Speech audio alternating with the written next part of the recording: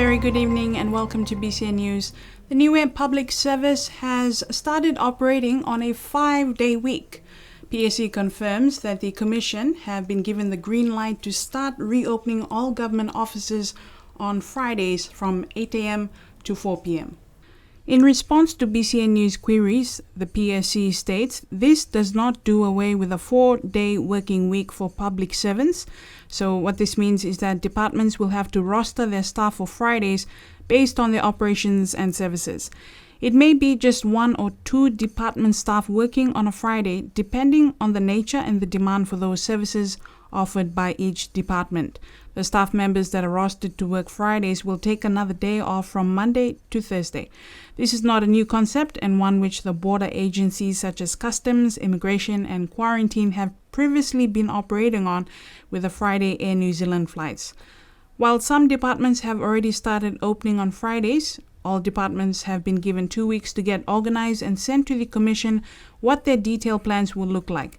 It's expected that the exercise will take some time to fine-tune over the coming weeks, and a trial period of 2 months has been implemented. Despite the opening of offices for 5 days, Monday to Friday, all main government business is expected to take place from Mondays to Thursday as much as possible. During the 2-month trial period, the Public Service Inspector will also be visiting some departments just to see how things are progressing. Meanwhile, during the Legislative Assembly on Wednesday, July 8th this year, Common Roll Member of Parliament Terry Coe had moved a motion in Parliament stating that in order to provide a better service, the government should allow employees to stagger the present 4-day per week so that the departments and ministries are open 5 days a week. Confidence in business survival has dropped, and businesses are less likely to see a return to pre-COVID revenue this year. This is according to the Pacific Business Monitor Survey 5 by Pacific Trade Invest Australia. A larger percentage of Niue businesses of 61% compared to 35% of other Pacific Islands say that they are unsure or do not know when their revenue earnings will return to normal pre-COVID-19. The survey identified the top 4 initiatives businesses say they need to action now. 45% Pacific businesses need financial support. Niue businesses report 51% need financial support. 34% of Pacific businesses say that they need to diversify their businesses, while 39% of Niue businesses believe they need to diversify.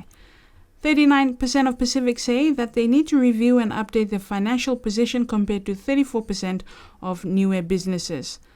32% of Niue business and 33% of Pacific businesses say that they need access to new markets.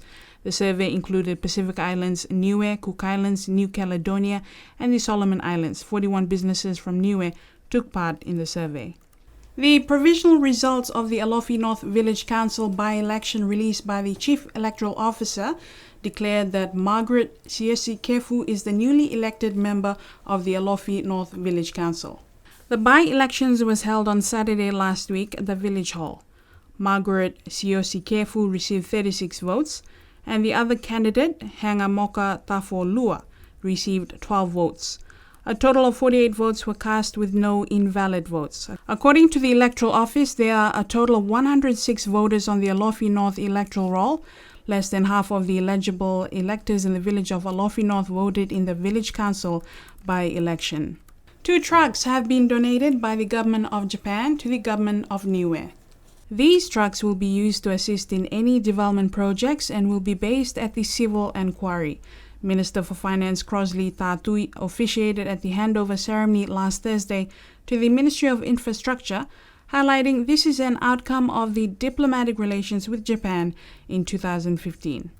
Precisely 5 years now, we're able to receive the 2 trucks in addition to the previous 2 excavators that we have received, and we also expect to receive a tractor and trailer on the October vote. That's part of the $1 million aid to Niue as part of the diplomatic relationship with them. And we look forward to working together with them. We heard from the presentation handing over of the trucks that they will also be funding housing of this heavy machinery so that we can be able to prolong their useful life for us. And finally, more than 50 students from Niue Primary School were part of an ocean awareness program offered by the Tofia Niue and Niue Oceanwide this morning. For most of these students, this is their first time on a boat and seeing their island from the sea. I wish I want to see some sea creatures in the sea. And have you been learning about the sea creatures at school?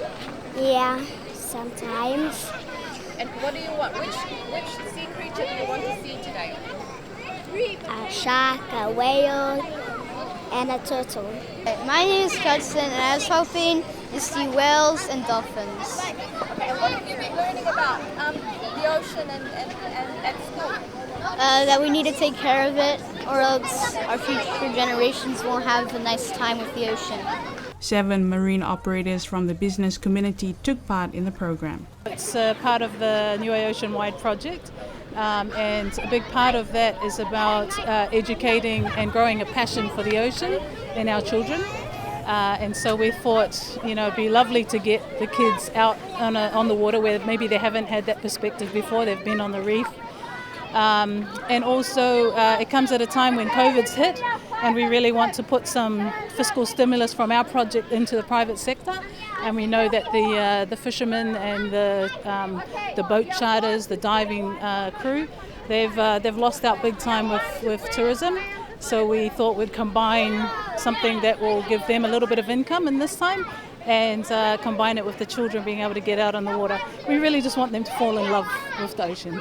Our project team and myself have been in to teach the kids about climate change and the impact on the ocean, and in particular focus on what they can do.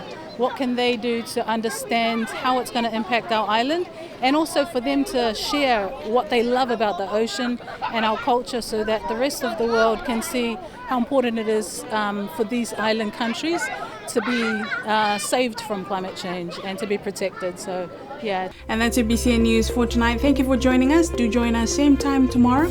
Until then, have a safe evening.